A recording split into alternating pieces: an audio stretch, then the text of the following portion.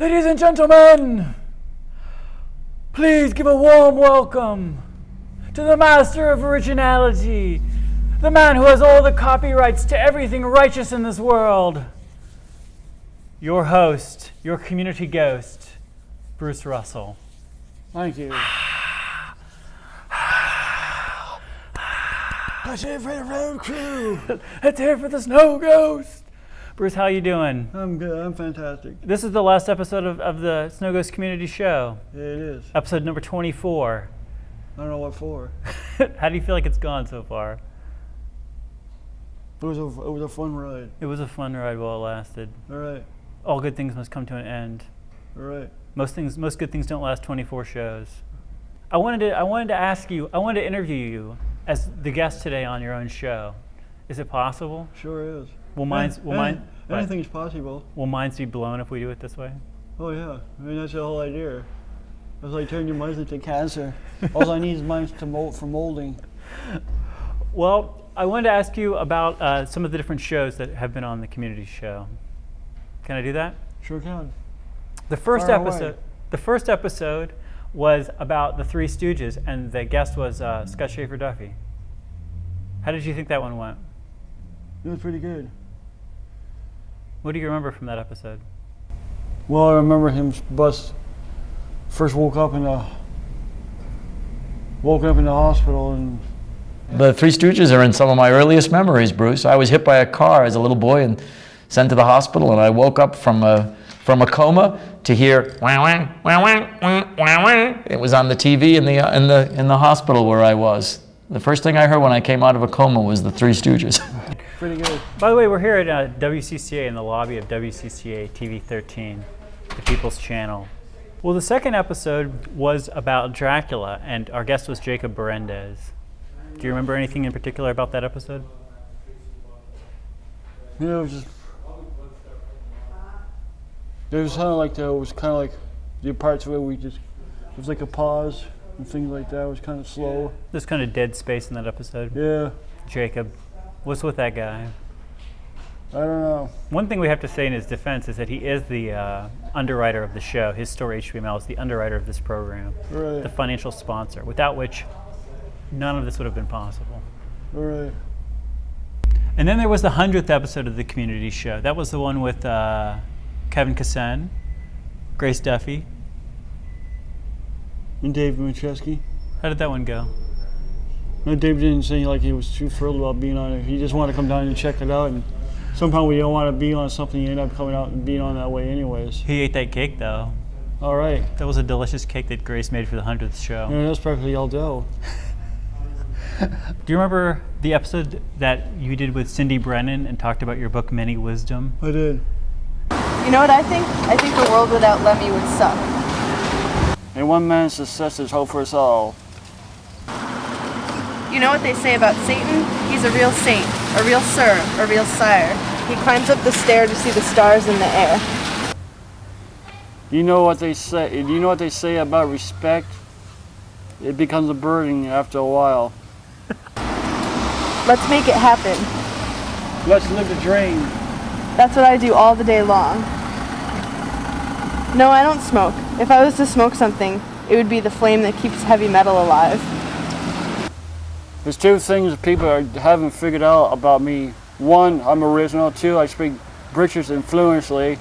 I'm sober, I don't do drugs, I don't smoke. And three, I construct a sentence about metal. Some of the quotes from the only I could come up with and think of. Actually, I didn't really do much time. I didn't really have to think about it. It just come naturally. These are just quotes that just came. It just came out of nowhere. It just came freely. That's the way the best quotes are, I think. You know, man. That's right. Do you remember episode number 5 where you talked about witches with Natesh Plummer? I did. How did that one go? I've been asked by one person, what cult are you in? And I said, I'm not in a cult, it's just a cult of personality. What do you think about witchcraft?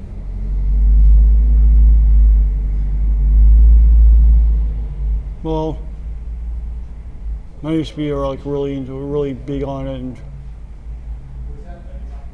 and kind of doubted in witchcraft at one point in my life, and realized is that it kind of got boring over a period of time. That there wasn't just enough in witchcraft to keep you going for the long term. Right. You needed a little bit something more. Yeah, something a little more different. I need to change the channel to something more positive and uplifting. What did you end up on? Religion. But not which religion. Right. Actually, which religion? That was a joke. Which one? That was number 6. Black magic or white magic? Episode number 6, we talked to people who had came to Worcester because they believed aliens were going to land at the airport. Alien enthusiasts, alien fans, some of our detractors like to call us alien fanatics, but that's another term for a lot of enthusiasm. Well, if I was to meet one face to face, I'd ask him, why would you pick Worcester and what ails you? Mm-hmm. Some guys coming in to volunteer at WCCA. And they're all going out the door. Then there was an episode that you did about coffee with Gray Harrison and Claire Schaefer Duffy. And I attempted to raise my pulse rate by drinking a huge amount of coffee during that episode, but it didn't work.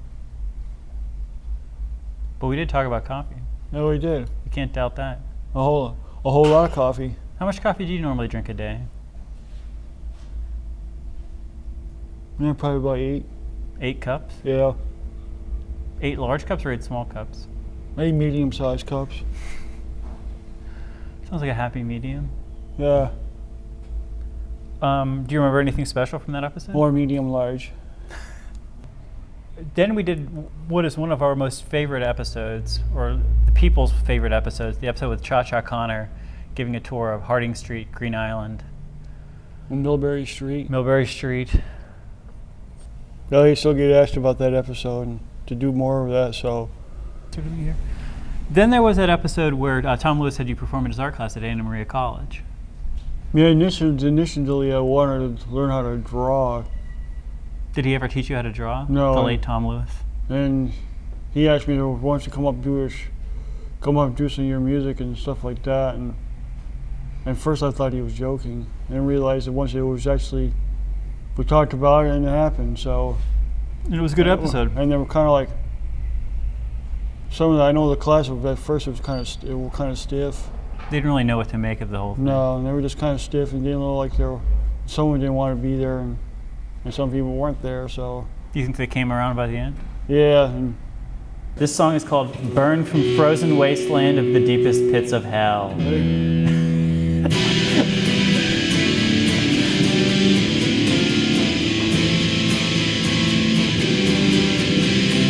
The hellfire burning beneath Lake Part in the deepest pits of hell, where wasteland warriors rise with their bloody swords, and axes in the hands of the master's holy blood, then shall slain by their irons into color ghostly white, like snow burned from the frozen wastelands after the slaughters. Eat their kills, satisfying appetites, daring them to look in the horrors rising, the cold northern winds, mercilessly. Then after that we met, go into a Big Y and. Yeah, you've met like different people from around town who were Yeah. students in that class who still remember that day The only when one- they were rocked live. And only one of them, the only one of them I actually meet and see in the Big Y is Angela. So if Angela's out there, thumbs up from the Snow Ghost Community Show. Then you talked to Sam Gaskin in the next episode. I did. Sam Gaskin, famous for drawing comics, famous for doing the opening art for the Snow Ghost Community Show. First, there was a snow ghost on top of a silver mountain. Now that ghost is your community host. A snow ghost wants to get the most out of you. 'Cause a better world begins with you. How did that episode go? And pretty good. Actually, that was all we did was to laugh on that episode. He's a funny guy, Sam. Yeah, but who's funnier? Well, I don't know. You guys should have a competition, I guess. Have you seen his most recent comic, Pizza Wizard issue 2? People at home should check it out. drawn by local man made good Sam Gaskin. Pizza Wizard, Part 2, available at all finer comic That'd be a great name comic because shops. if you always ever open up a pizza shop, that'd be sure what you call it, Pizza Wizard 2. I think that's probably why he's doing it. Oh, Pizza Wizard 2? The first Pizza Wizard would be Pizza Wizard number 1, then Pizza Wizard 2, like Teen Wolf 2. All right. Good idea. Yeah, it's a good thing if you have to, just be careful when you're taking a whiz. As long as your name isn't Mr. Wizard. You ever watch that show, Mr. Wizard? It's a good program. What about the one with Billy Blue in it? Yeah, that's pretty cool too.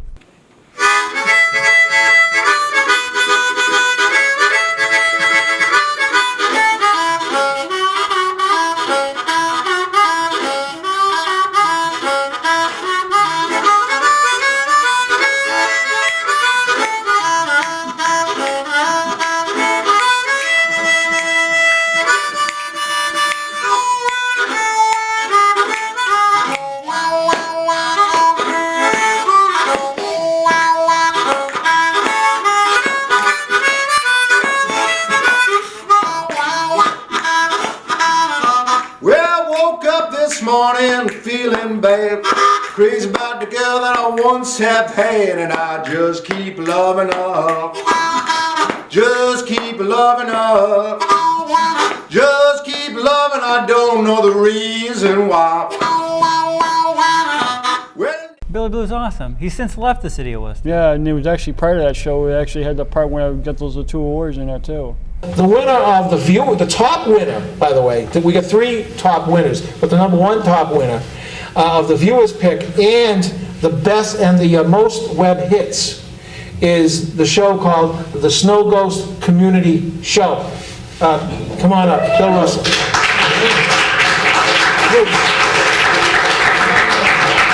Bruce Russell, the Snow Ghost. Thank you. Couldn't done without anybody, but none of this means a whole lot of beans without people present and watch my show. And I just want to thank you all. Keep your ears to the grindstone and keep watching for more. That's right. That's where it started, the whole beginning of it. We should thank people at home. Thanks for voting for the Snow Ghost Show. All right. Thanks for your support.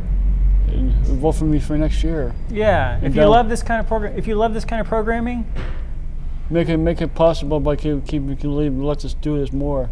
yeah, or just come down and make your own show. That's what I say. All right. Come down here and sit in the lobby and make your own program. A few months after that episode was the zombie episode. Yeah, that's pretty cool too. What do you remember from that one? Another one with Scott Schaefer. Yeah, I thought some of the senior was pretty cool, but some of them was kind of grim. So. The next one, which was number 13, lucky number 13, was you, me, and Michael True And Tom Lewis. interviewing Tom Lewis about the Catonsville Nine, which was a thing he did back in the 60s where him and 8 other Catholics napalm draft records. It was a protest against the Vietnam War. It was the 40th Baltimore, anniversary. In Catonsville, which is near Baltimore, Maryland. That's right. That's right. Is that the name of a town in Baltimore? It's near Baltimore, yeah. It's in Maryland. Oh, okay. I'm glad we got to interview Tom. This is one of the last ones we did with Tom before he passed away. Yeah, he passed away a couple months after that. I lived with him for a while. You were living with him at the time he died. Right. That was like one I found him dead. Yeah, And Dave Machewski. indeed. I still think about Tom a lot. Me too. Yeah. So, We were all meeting with the James and probably Snow Ghost Heaven.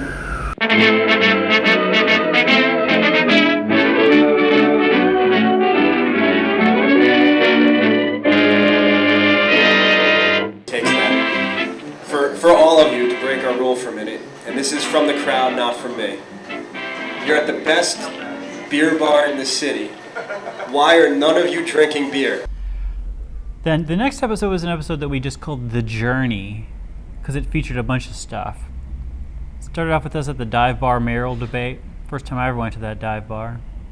You remember that? Yeah. And then when you performed at Pleasant Street Baptist Church, how did that performance go? We got a good little reviews with it and stuff. Yeah. Did the people in the congregation enjoy it? Oh yeah, one woman came up and said that she was blown away by it and went home and cried about it afterwards.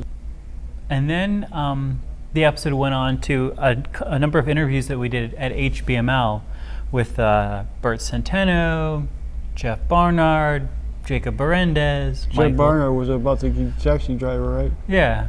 When you were the dispatcher, that dispatcher, you probably made yourself a pretty good dispatcher. You can sit around and say, "What dispatch did I dispatch? Dispatcher of that batch." That was a disparaging remark about dispatchers from Bruce. Oh, that's a good. That probably is warranted in some cases. The dispatching and spatulas that come into play with dispatching and the batches of things that you have to do and deal with all the time. So it's really patches, yeah. It just really, it has. Let it all pass by. There was a song. Do you remember the episode where you interviewed your pastor, Noel Williamson? I did. Pleasant Street Baptist Church? I did. That was a good episode. People coming in and out of the lobby here. Yes. On Main Street in Worcester, 415 Main Street. Your home of fine television entertainment. Kind of Snow Goes Central down here. Pretty much. So is the whole world. For the Black Death. Do you remember the one where we interviewed Rachel Hamilton and Allison Vasallo about vegan food, and they brought in a bunch of food? I did. Mac and cheese and all that stuff.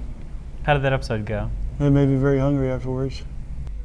Episode 17, one of my favorites, Making Your Own Fun, down at Start at the Park, the art festival, beginning of the summer 2008. Talked to Andrea Agemian about working on the film We Got the Beat. Talked to Nick Perry and Kelly Parsons. All you people in the world, this is the Snow Go Show! And Kaz came in here too a little bit. Kaz Gamble stuck his head in the side of the picture. And how casual was that? Do you remember the episode about the American Antiquarian Society? Yeah, I do. That's a really cool building. They have one of the largest collections of, basically up through the Civil War, papers about the United States, in the United States, stuff printed in the United States, in the world. They have right here in Worcester at the Antiquarian Society over on Park Ave. My name is James David Moran. I'm the Director of Outreach here at the American Antiquarian Society, and it's my great pleasure to give you a video tour of this building, Antiquarian Hall, the home of the Society, located in Worcester, Massachusetts. Well, we should thank Cindy Brennan, Jim Moran, and Jonathan Lane all for their good work on making that episode happen, because it's a very educational episode. All right, because it's been used for the tour guide. That's right. They actually used that episode to, supposedly, I don't know this for a fact, that was the plan though, to use it to train their volunteer tour guides there. Right. That they would watch that episode and that would introduce them to the idea of how to tell people. And people can go down there on a Wednesday. Every Wednesday they have a tour in the afternoon. It's a busy street. It's a busy lobby. It's a busy city, Worcester, Massachusetts. That's always in London, England. What about New York? What about Singapore? Those are also busy, right? No, London's much more classier. And Maybe. 3 times better than New York. You think so? Oh, I know so. And being a British citizen, I know that for a fact. Well, speaking of being a British citizen, the next episode is another one that I don't think you actually were at, which is about Hang Your Creative Laundry. It's a day-long art project at Elm Park. Well, Laundry Day celebrates the whole concept of using totem poles with plates. Laundry Day.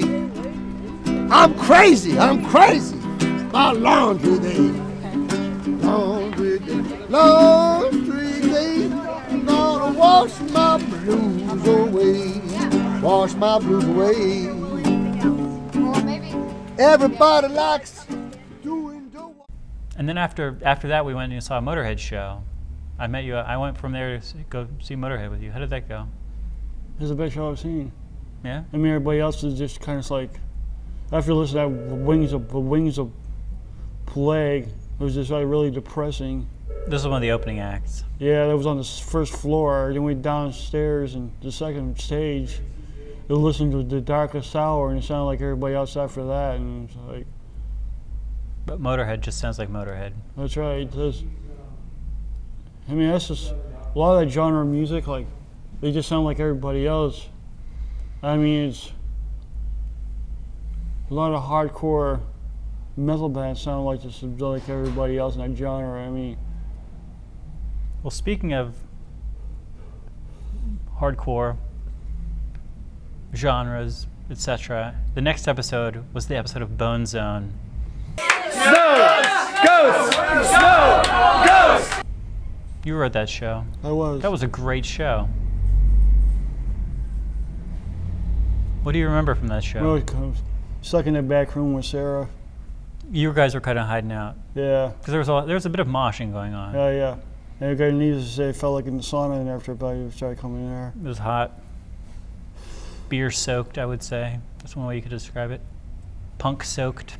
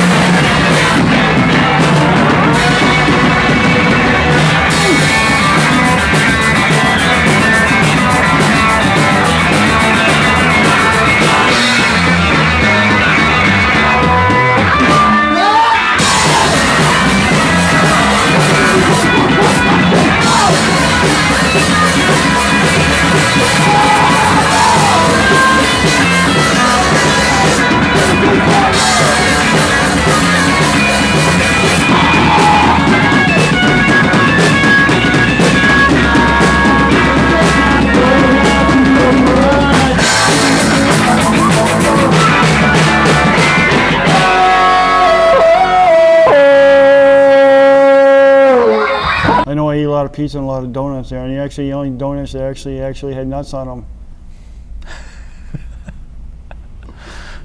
It was coconuts. Yuck.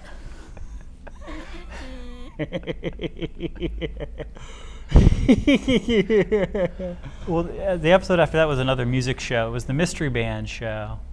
This is another show that you actually didn't go to the thing. You introduced the episode, but you didn't actually go to the Mystery Right. Band thing. I actually was in the Mystery Band thing. That was pretty fun. Mystery Band was it was a project. You should get involved in it if you're ever in a city where they're doing it in the summer. It's a summer project, about 6 weeks long. Everybody puts their name in, draw names out of a hat, pick people at random, make bands out of them. Say 4, 5, 6 people in a group. They say you got 6 weeks. You got to come with a band name, write some material, rehearse the material. It has to be all original material, 20 minutes. And then after 6 weeks, they'll have a big show, and everybody goes up and does their 20 minutes of material. My band was called I Am Sexy Russian Girl.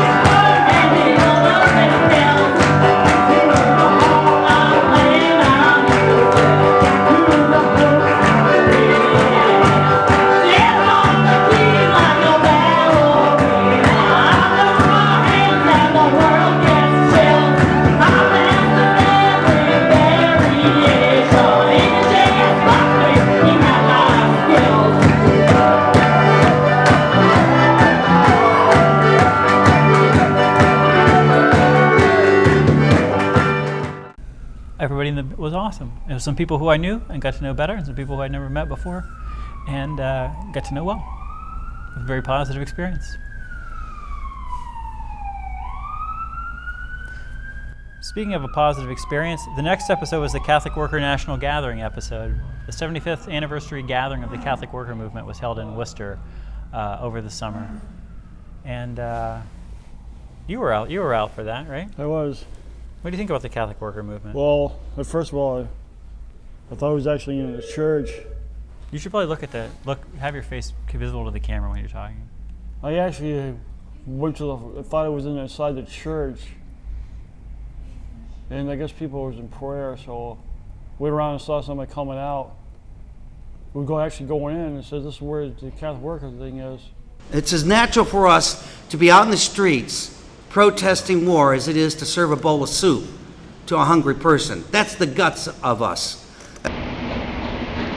Then we did an episode where we combined two great tastes into one taste combination. This is the episode that we actually taped on the same day as this episode, where we went up to Cascading Water, which is a piece of land owned by the Land Trust, which kind of connects a huge park land reserve network into the street.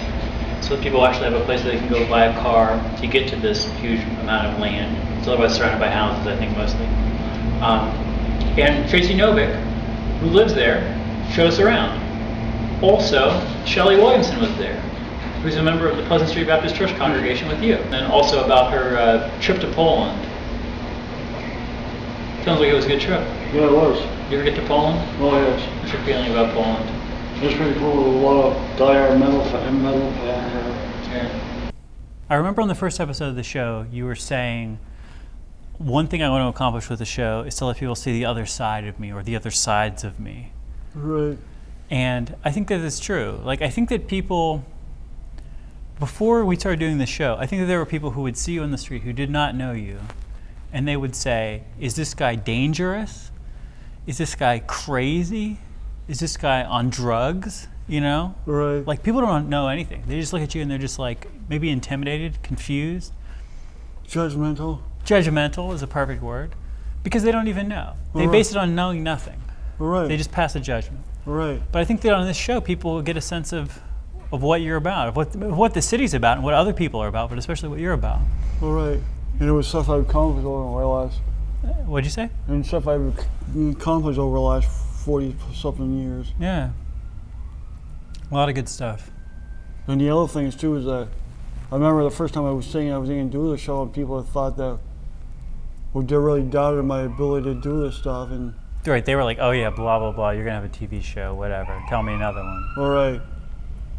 Then once they saw this happen, it's like, you saw this first show and it was on, well, you won't want to do anymore of stuff like that. And here it is, 24 episodes later. So. I think my favorite moment, or one of my favorite moments of the show, was something that you said at the very end of the last episode. Which was? And the other thing part about the. Wait a second. I was trying to do an amazing ending there. Okay. We should try that one again. Because that's the setup, right? Is that this is the last episode. Right. So whatever you say can be like that great moment. Right. Finishing up the show. Do you want to try it? Sure. Do you have something amazing to say? Yeah, it was just like when it first. Wait a second. So can I set it up though? Sure. I think one of my favorite moments though was that what you said at the end of the very last show. And the last thing to say was that when I first did this first show, and all people thought there was going to be some satanical ritual for the undead, and that's all they thought of me. I mean, they just thought of me of that when I was before I even did this show, and here it is. If that's all, and now they see that it's not, it has nothing to do with that. It's totally the opposite. And if the people were looking for it, they found that. People want to use their imagination in two different ways. They found they could either find the undead in it, or they could find something positive and beautiful in it. And so they could find, so whoever could find the same thing. And if that's all people thought of it, they're missing the whole point of it, of this whole thing, of this whole show. And what is that point? I may look like a satanic man, but I'm not. I never claim to be one. You want to wave goodbye to the audience? All right. Bye, guys. Anyone last thing to say? What? Thank you for 24. Thank you for a great 24 episodes, people. It was a great run, man. It was a great run. Thank you for supporting of me in the show.